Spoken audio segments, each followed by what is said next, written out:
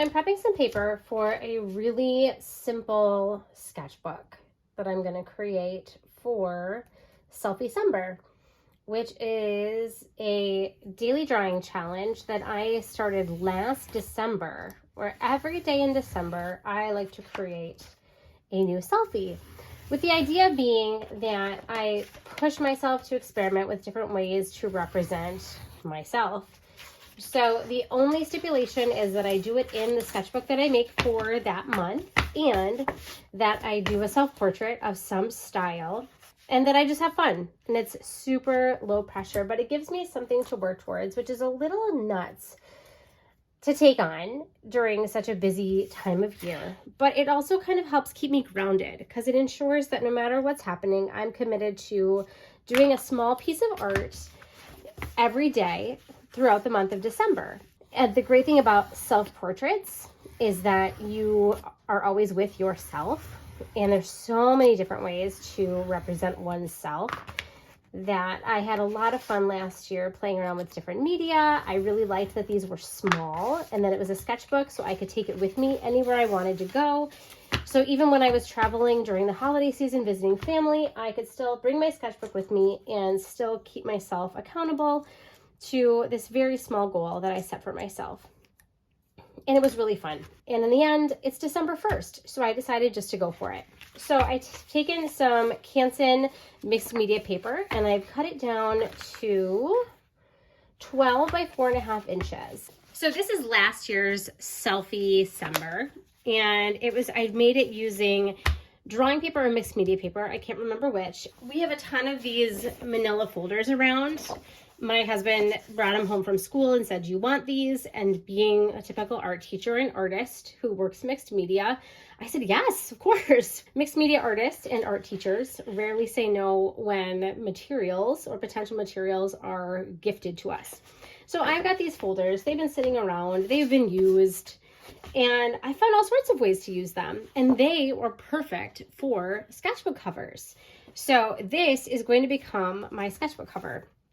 And the great thing is they're meant to hold more than one paper, right? So they come like this, but they also already have a built-in binding. So when you fold this down, you already have a book binding for a nice thick sketchbook. And you could even make a big one. Maybe someday soon I'll create a video or a class showing, this technique for creating a multiple signature section sketchbook. But for today, we're going to do a small one, and it's going to be for Selfiecember. So like I said, this is last year's book. I always put my name and my phone number. I put the title of it. This is from December 2022. And then each day, whatever media was around, whatever mood I felt like I was in, I did, a self-portrait. This one was in the car, looking in the rearview mirror. I think I was waiting to go into the dentist, but it was a fun new view. This one was a continuous line drawing, or like a loose continuous line drawing. I played with colored pencil. I did a lot of ink work. I had some fun gel pens upstairs that I loved using. I did some brush pen. I did monochromatic. And each day I dated it. Some of them are intentionally stylized, and some of them, it just kind of happened that way based on what mood I was in, what was happening and going on. I played with different perspectives. They are me. Every single one is me, but they do all have a very, very different aspect to them. I didn't worry about the bleed through when that happened. I just embraced it. Loose watercolor and metallics. Just some are line drawing, I put more time into. It really depended on my mood and what I wanted to do that day. I did another one in the car because I felt like that was super fun. Some high contrast ones, or really an outlined high contrast, multiple views in the car. I was in the car a lot that month, all the way up to New Year's Eve. So I'm going to do the same thing this year. So I got to make a new sketchbook. I have got my paper cut down, like I said, 12 by 4.5 inches. It's going to be very simple.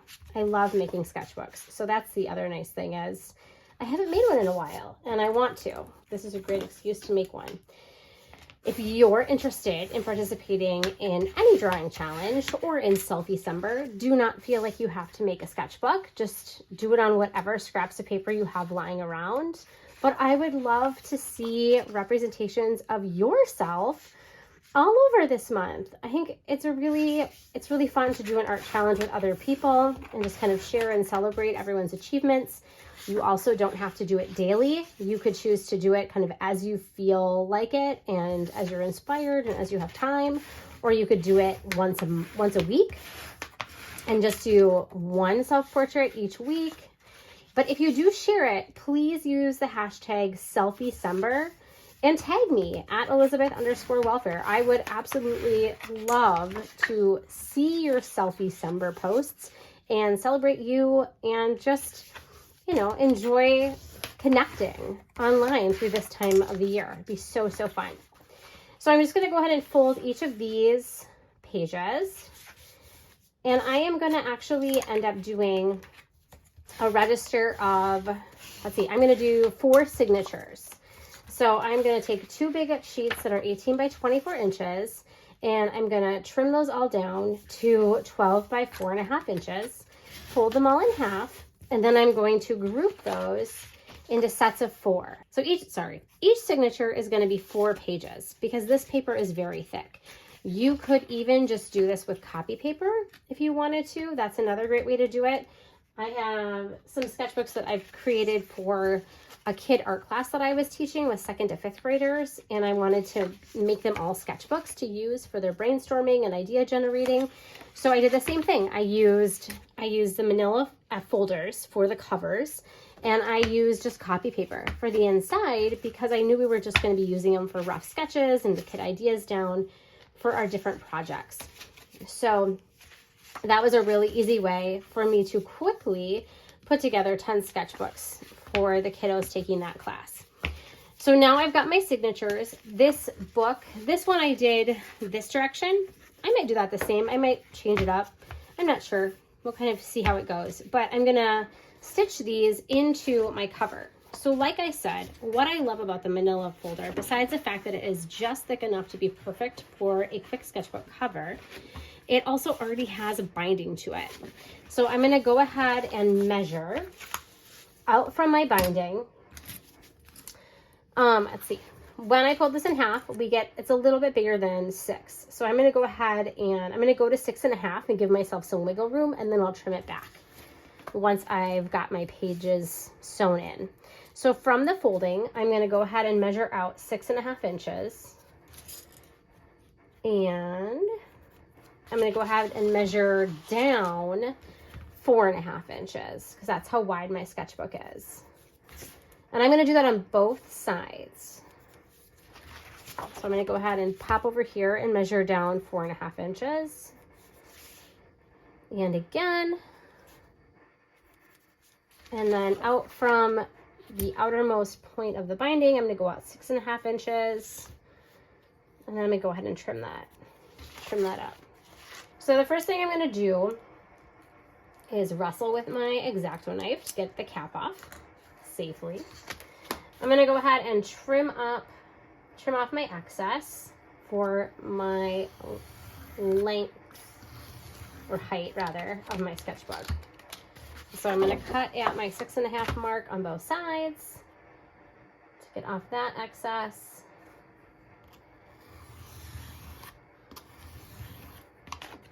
There. And then I'm going to go ahead and just do a nice big, actually this worked out fine. I'm going to go ahead and line it up with all of my marks, and I'm going to trim the whole side of my sketchbook.